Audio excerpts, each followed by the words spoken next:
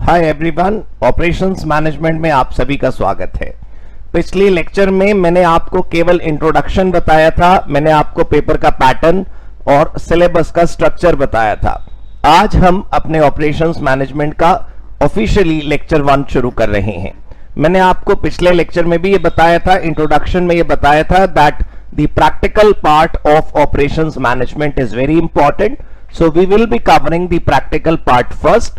After that, we'll be finishing strategic management theory and then we'll come back to operations management to do the OM theory. मेरी बात ध्यान से समझिएगा कि अगर आप मेरे स्ट्रैटेजी के मुताबिक चलेंगे तो आपको बहुत अच्छे मार्क्स मिलेंगे. Please follow my strategy. Tested and tried strategy है. आइए शुरू करते हैं ऑपरेशंस मैनेजमेंट के प्रैक्टिकल क्वेश्चन एंड आंसर्स को.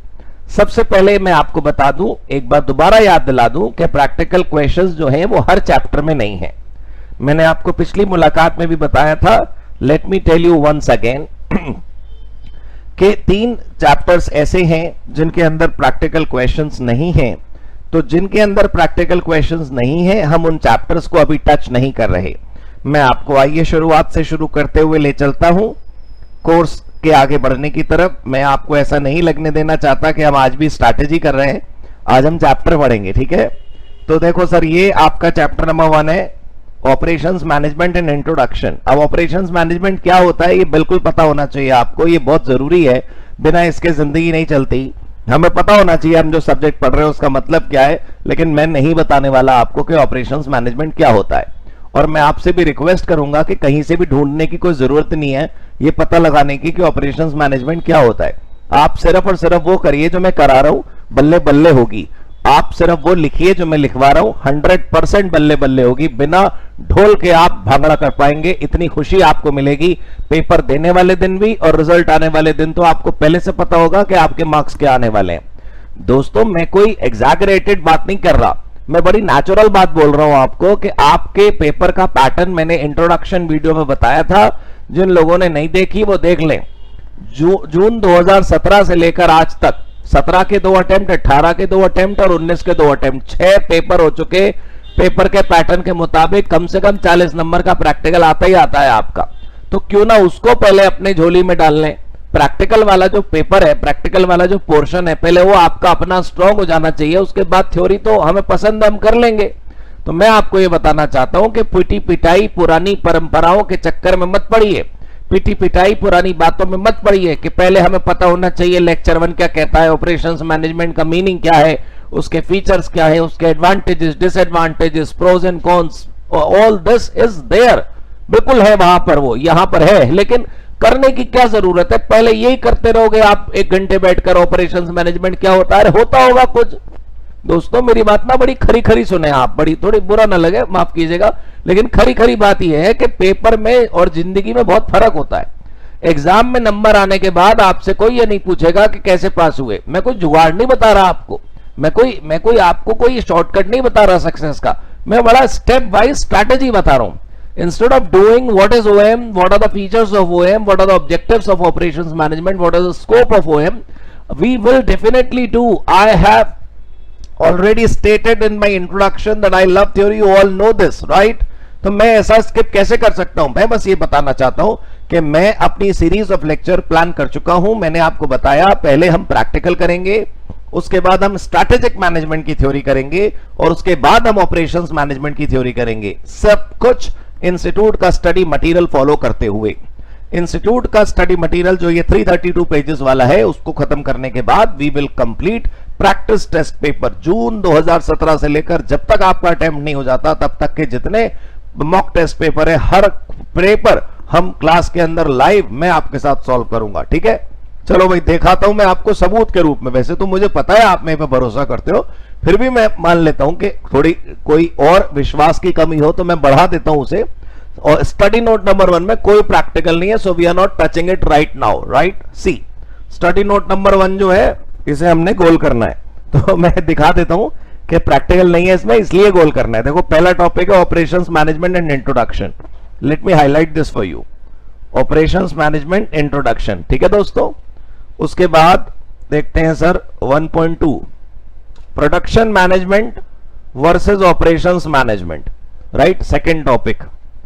Third topic is characteristics of operations function, मतलब ऑपरेशंस डिपार्टमेंट होता है ऑर्गेनाइजेशंस में, तो उसके जो मॉडर्न कैरेक्टरिस्टिक्स है वो बताए गए हैं। 1.4 देखिए, रीसेंट ट्रेंड्स, आजकल ऑपरेशंस मैनेजमेंट में क्या चल रहा है। Some people say that operations management is an age old subject, इसको मॉडर्नाइज नहीं किया गया, इसको रिवैम्प नहीं करा गया, तो ऐसा नहीं है। ऑपरेशंस मैनेजमेंट के नए जो ट्रेंड चल रहे हैं वो यहां पर लिखे हैं 1.4 में, and now the chapter is over. So there are just 4 topics in the first study note, ठीक है। डोंट बी टू मच क्या कहते हैं orthodox, don't be too much क्या कहते हैं formal about your studies, right, be little informal, be with me, I'll carry on your studies in a systematic manner, follow my serial order, right। चलिए देखिए, now we have study note number 2, operations planning। this is something that you should love, you should actually love study note number 2 and study note number 4 more than others।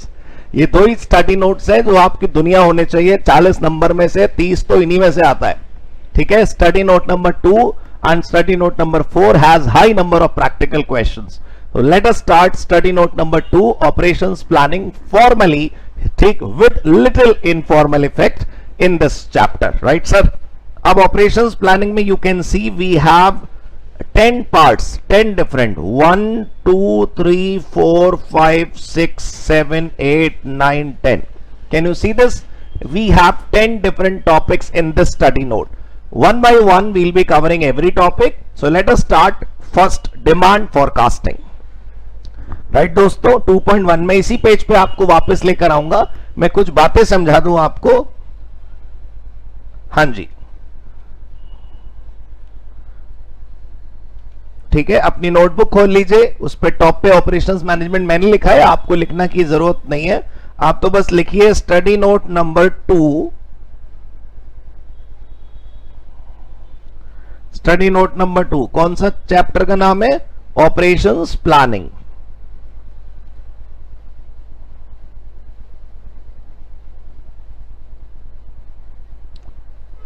Study note number 2, operations planning, right? And the first topic we have 2.1, demand forecasting।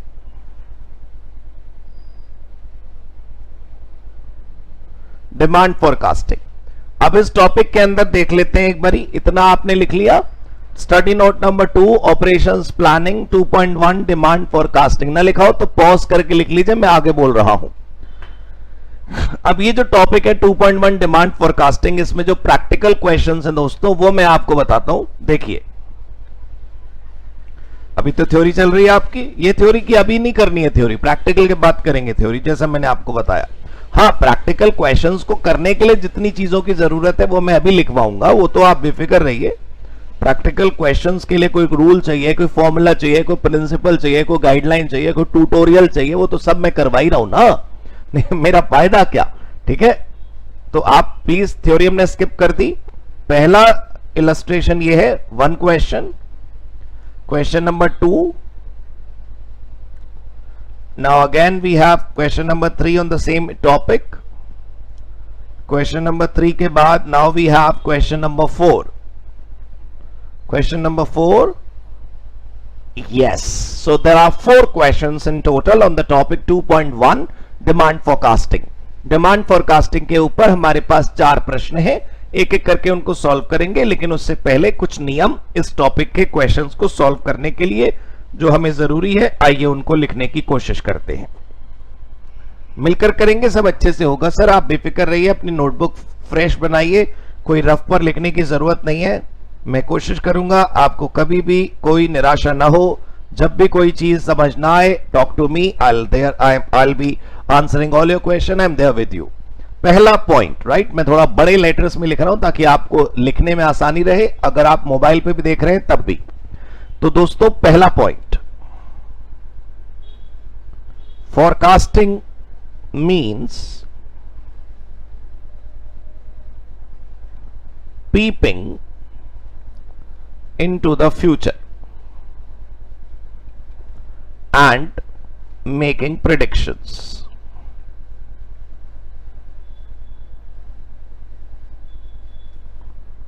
Making predictions. बहुत ध्यान से देखिएगा, theory नहीं लिखवा रहा, practical को करने के लिए जिन बातों की जरूरत है वो लिखवा रहा हूं।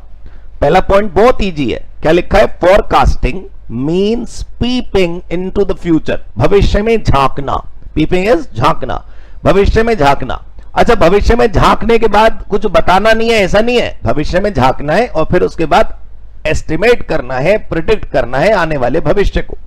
भाई आप किसी ज्योतिषी को हाथ दिखाइए, राइट, और उसके बाद वो हाथ देखते हुए कहे आपसे यस, समझ गया मैं, तुम्हारा हाथ मैंने देख लिया। अब तुम उससे पूछो क्यों भाई, बताइए क्या होगा, हाथ देख लिया आपने हमारा, आप क्या होगा भविष्य में? वो कह रहा वो नहीं बताऊंगा, मैंने हाथ तो देख लिया, मैं सब समझ गया, तुम्हारे भविष्य में मैंने झांक लिया। अरे जब तूने भविष्य में झांक लिया तो भविष्य में होने क्या वाला है वो बता भी तो, ताकि उसके हिसाब से हम अपनी जिंदगी के इंतजाम कर सकें। बिल्कुल उसी प्रकार दोस्तों, सिर्फ भविष्य में झांकने को फोरकास्टिंग नहीं कहते। भविष्य में झांकने के बाद भविष्य के बारे में प्रेडिक्शंस भी करनी होती हैं। तो इसका मतलब यह हुआ कि दो चीजों को जब हम मिला देते हैं तब पीपिंग एक चीज और मेकिंग प्रेडिक्शंस दो चीज, तो जब ये दोनों मिल जाती हैं तब उसे कहते हैं फोरकास्टिंग। मतलब पीपिंग इनटू द फ्यूचर, भविष्य में झांकना, और भविष्य में झांकने के बाद, भविष्य में झांकने के बाद उसके बारे में अनुमान लगाना, यह कहलाता है फोरकास्टिंग। समझ आया आपको? चल बहुत बढ़िया। दूसरा जो पॉइंट हमें समझना है वो है predictions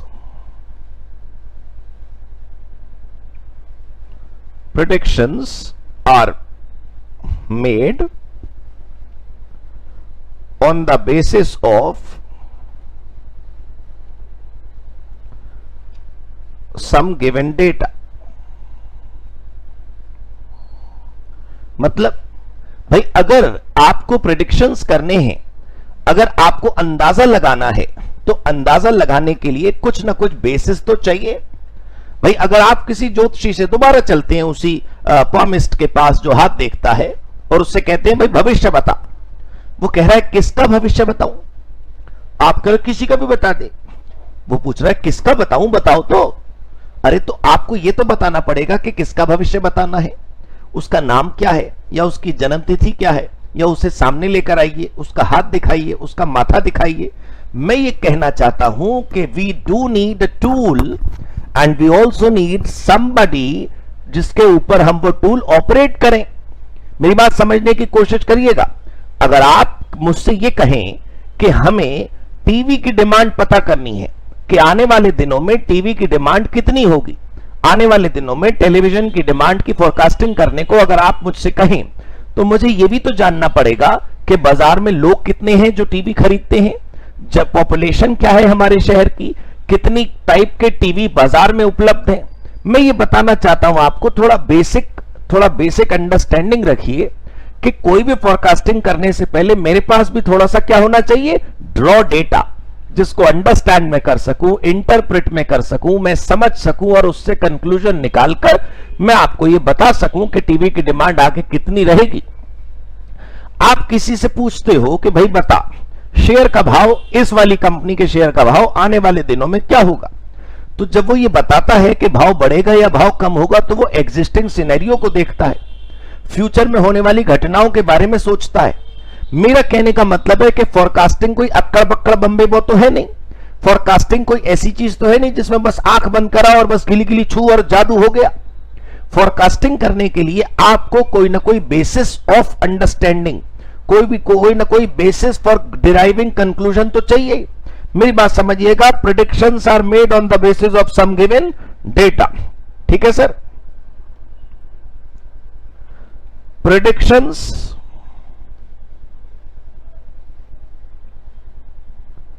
are described, predictions are described quantitatively and they then become forecast। मतलब जब हम प्रेडिक्शंस को अंकों में बयान करते हैं, भाई कोई आदमी आपसे ये कह रहा है टेलीविजन की डिमांड तो बेटा बहुत बढ़ेगी बहुत बढ़ेगी बहुत बढ़ेगी, तो ये प्रेडिक्शन है। लेकिन वो आपसे ये कह रहा है कि टीवी की डिमांड 2019 के कंपैरेटिव 2020 के अंदर 25% ज्यादा होगी। ये प्रेडिक्शन नहीं है, ये फोरकास्ट है। मेरी बात बहुत ध्यान से समझिएगा। जब आप किसी से ये कहते हैं बेटा बहुत मेहनत करो, बहुत मेहनत करो, बहुत मेहनत करो, तो ये मोटिवेशन हो सकता है, ये गाइडेंस नहीं हो सकती। लेकिन जब आप किसी से कहते हैं question number 9, question number 8, question number 5 2 बार करो, ये इंस्ट्रक्शन है, ये गाइडेंस है, ये सही चीज है। प्रेडिक्शन तो क्वालिटेटिव होती है। भविष्य बहुत अच्छा है, अच्छा क्या होगा भविष्य में? तो कह रहा है जी आपको 18 करोड़ रुपए मिलेंगे अगले 18 दिनों में। ये फोरकास्ट है। When you express predictions in quantitative terms, that is called what? Forecast. जब आप प्रेडिक्शंस को किस में, अंकों में डिनोट करते हैं, तब उसे क्या कहते हैं बताइए? फोरकास्ट। ठीक सर, ध्यान से देखिएगा।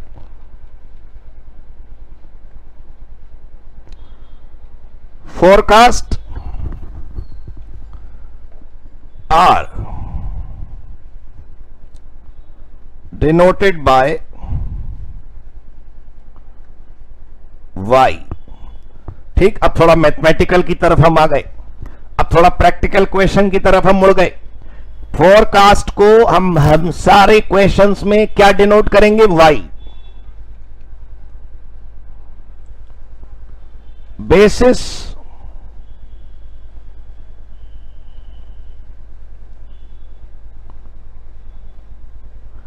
of making predictions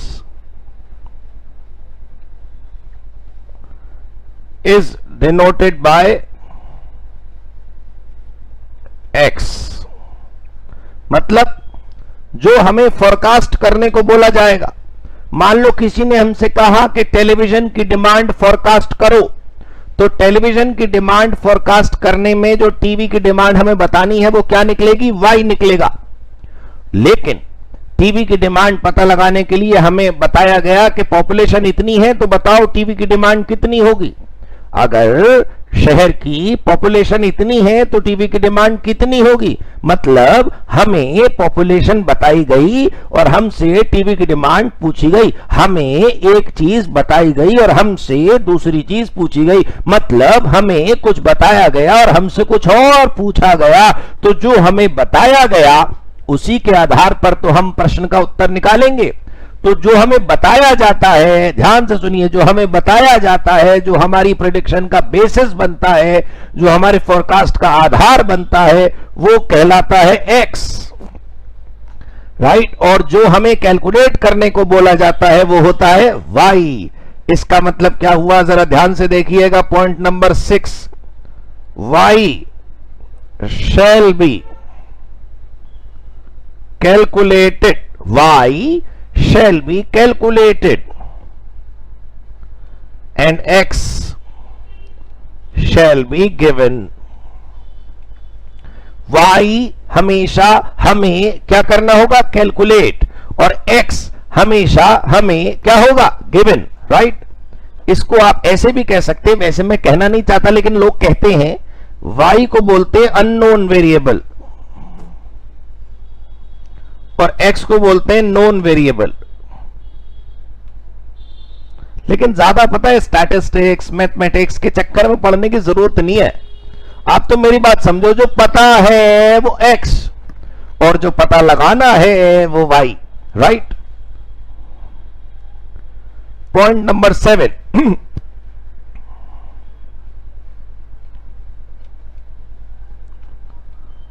y shall be calculated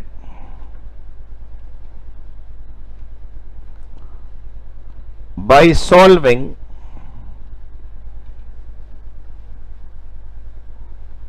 following equation। अब कुछ बालक ज्यादा ही लॉजिकल हो जाती है। होना तो चाहिए लॉजिकल, लेकिन मैंने आपको बताया ना, लाइफ और मार्क्स अलग अलग चीजें हैं।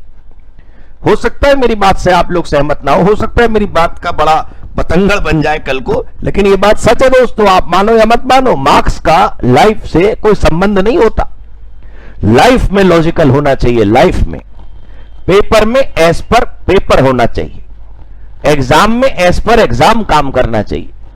अब आपको एक इक्वेशन में वैल्यूज पुट करके आंसर निकालना है। वो इक्वेशन कैसे डिराइव हुई, वो उस इक्वेशन का आविष्कार किसने करा, कौन सा ज्योमेट्रिशियन था, कौन सा मैथमेटिशियन था जिसने ये काम करा, इसकी हमें कोई जरूरत नहीं है अपने इस ऑपरेशंस मैनेजमेंट नाम के सब्जेक्ट में। मैं आपको याद दिला दूं, we are not doing mathematics, we are using mathematics in the subject called operations management, right. Please समझने की कोशिश करिएगा। नीचे मैं एक इक्वेशन लिख रहा हूं, y इज इक्वल टू, थोड़ा मैं जरा बोल्ड कर दूं, y is equal to a plus B X, right. y is equal to a plus B X. अब जरा ध्यान से देखिए, जो y है,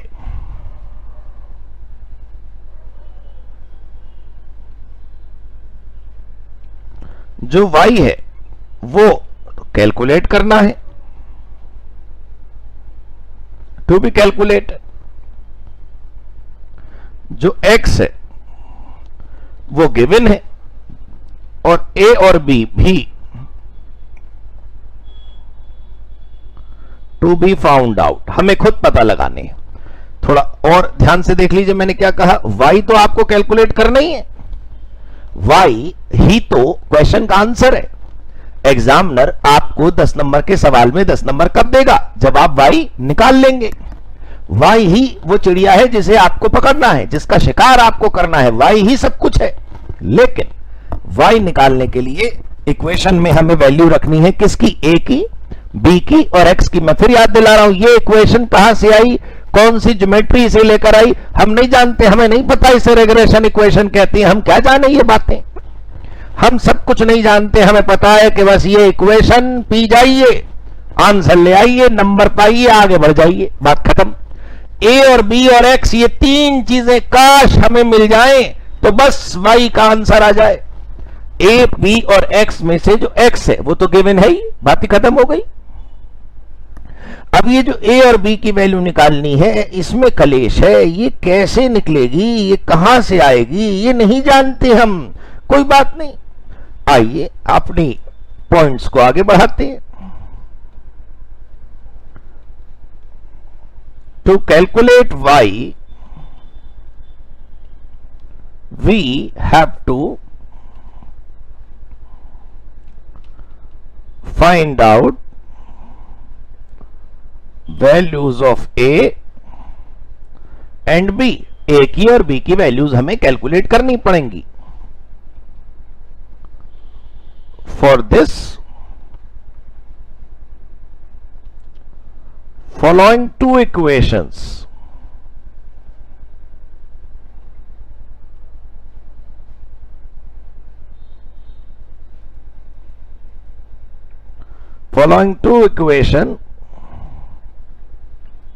need to be solved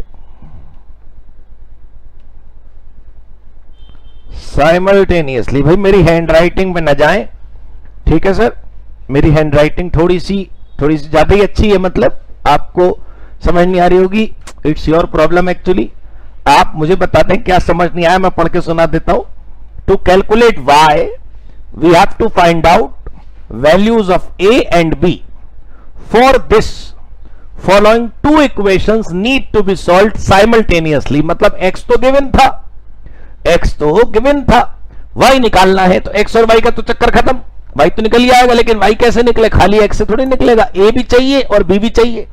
लेकिन a और b कैसे कैलकुलेट होगा, a और b के लिए हमको जरूरत है दो इक्वेशंस को साइमल्टेनियसली सॉल्व करने की। उन दो इक्वेशंस को जिनको हम साइमल्टेनियसली सॉल्व करेंगे, वो दो इक्वेशंस कौन कौन सी हैं, आइए लिखें।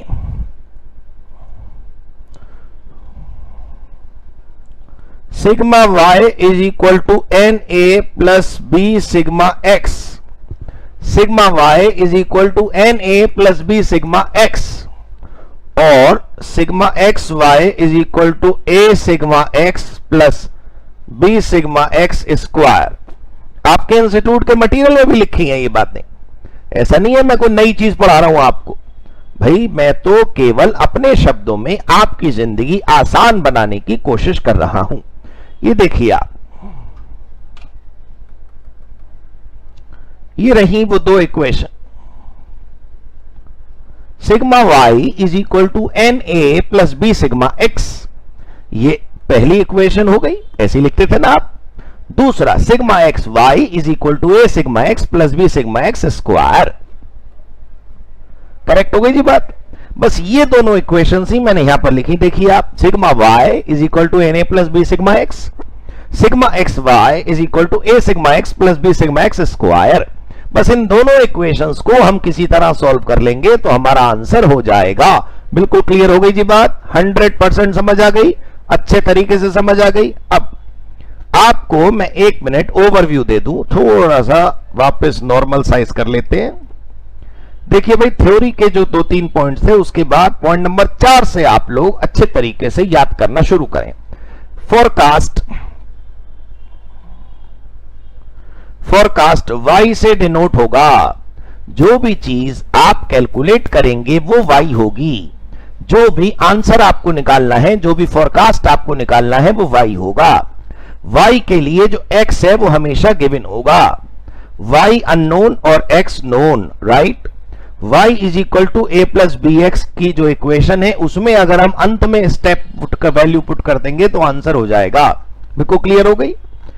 y ऑलवेज कैलकुलेशन में जाएगा और x तो हमें गिवन ही होता है, लेकिन इस इक्वेशन में केवल x और y नहीं थे, उनके दो छोटे छोटे साथी भी थे, a और b। a और b निकालने के लिए इन दो इक्वेशंस को हमें साइमल्टेनियसली सॉल्व करना पड़ेगा। अब मैं आपको स्टेप्स एक बार फिर लिखवा देना चाहता हूं। Steps to solve forecasting problems.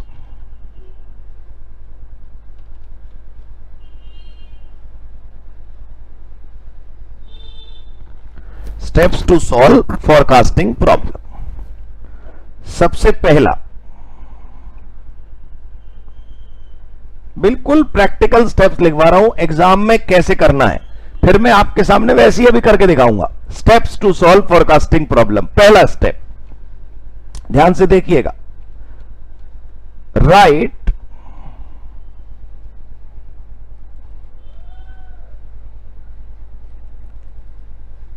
write equation y is equal to a plus bx and leave few lines। मतलब जब तुम क्वेश्चन सॉल्व करो, बिल्कुल तुम्हारे सामने क्वेश्चन आ गया, मैं दिखाता हूं, ये क्वेश्चन आ गया, ये यहां से यहां तक क्वेश्चन है, ये क्वेश्चन है, डब्बे के अंदर वाला, ब्लू कलर के बॉक्स के अंदर वाला, ये जो टेढ़ी लाइन दिख रही है आपको, टेढ़ी नहीं है, सीधी आपको दिख टेढ़ी रही है। ध्यान से देखना आप, ये बॉक्स के अंदर क्वेश्चन दिख गया, हमें पता चल गया कि हमें प्रोजेक्शन निकालना है अगले 3 साल की सेल का, ठीक है सर। तो ध्यान से देखना, write equations y is equal to A plus B X and leave few lines.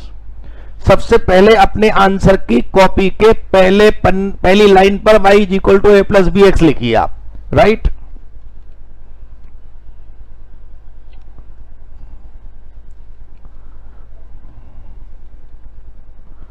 आपको याद है ना, मैंने बोला था फ्यू लाइंस छोड़नी है।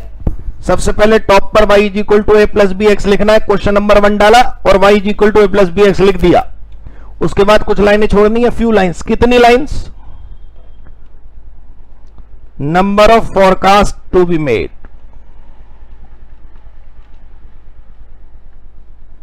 देखो भाई, जैसे इस क्वेश्चन में अगले 3 साल का फोरकास्ट पूछ रहा है, 3 साल का है ना, देखो रेड कलर देखो, इस प्रश्न में उसने आपसे कहा कि अगले 3 साल की सेल का प्रोजेक्शन करिए, अगले 3 साल की सेल को कैलकुलेट करके बताइए, अगले 3 साल की सेल को समझाइए कि कितनी होगी। इसका मतलब क्या है, तुम क्वेश्चन में क्या करोगे, आंसर में क्या करोगे, सबसे पहले लिखोगे y is equal to A plus B X. क्या लिखोगे?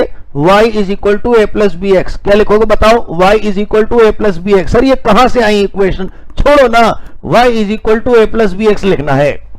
फिर ये बताओ, क्वेश्चन वालों ने तुमसे क्या कहा, कितने साल की सेल निकालनी है, कितने फोरकास्ट करने हैं? 3 साल के। मतलब फोरकास्ट कितने करने हैं? 3। मतलब सेल कितनी निकलेंगी? 3। मतलब y कितनी बार कैलकुलेट होगा?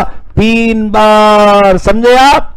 इसका मतलब क्या हुआ? नंबर ऑफ फोरकास्ट जितने हो उतनी लाइनें छोड़ दो, क्योंकि जितने फोरकास्ट करने होंगे उतनी लाइनें छोड़कर उतने आंसर निकल कर आएंगे। मेरी बात ध्यान से सुनना, जैसे ही क्वेश्चन का आंसर शुरू होगा सबसे पहले तुम पहली लाइन लिखोगे y is equal to A plus B X, क्योंकि यही मदर इक्वेशन है। सारी वैल्यूज इसमें पुट होते ही y का आंसर आ जाएगा। मतलब y नामक बालक का उत्पादन करना है तो y is equal to A plus B x equation की जरूरत आपको पड़ेगी। y is equal to A plus B x लिखने में कोई समय आपका नहीं जाएगा। y is equal to A plus B x लिखते ही उसे समझ आ जाएगा कि आपको आंसर आता है, भले ही तुम्हारी कॉपी छिन जाए उस समय, लेकिन जीतोगे तुम ही। कम से कम उतना तो पता चला कि तुम्हें इक्वेशन आती है। क्या पता हमारे 59 आ रहे थे, एक नंबर इसी पर आ गया। अब बताओ मुझे, ये जो इक्वेशन है जो तुम्हें आंसर दिलवाती है y is equal to A plus B x से, जिससे तुम्हें आंसर मिलता है, मुझे बस इतना बता दो कि वो जो y है वो कितने निकलेंगे जितना क्वेश्चन कहेगा। क्वेश्चन ने कहा फॉर एग्जाम्पल, जो पहला इलस्ट्रेशन अभी हम सॉल्व करेंगे, आराम से करेंगे, कोई जल्दबाजी नहीं है। मेरी बोलने की स्पीड कैसी भी हो, मैं बोल कई बार रहा हूं, मेरी बात ध्यान से सुनिए। y is equal to A plus B x में जो y है वो कितने निकालने हैं जितने क्वेश्चन कहेगा। क्वेश्चन ने क्या कहा? 3 साल की सेल निकालो, तो y कितने निकलेंगे? 3। तो उतनी लाइनें छोड़ दो। ठीक है सर, उतनी लाइनें आराम से छोड़ दो। ठीक, उसके बाद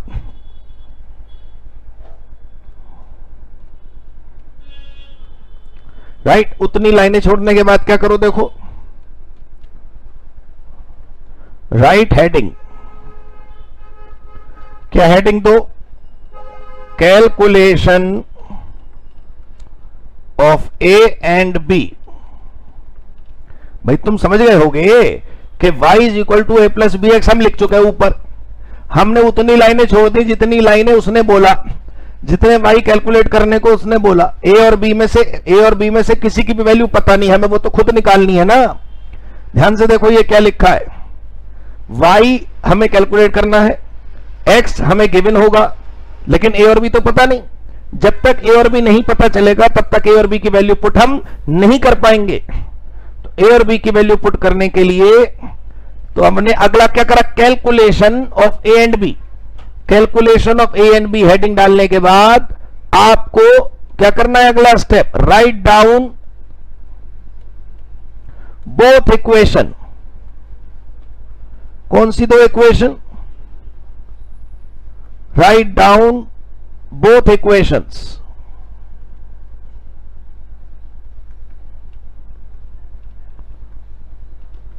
चलो दोनों इक्वेशन लिखो, दोनों की दोनों एज इट इज चिपका देना यहां पे।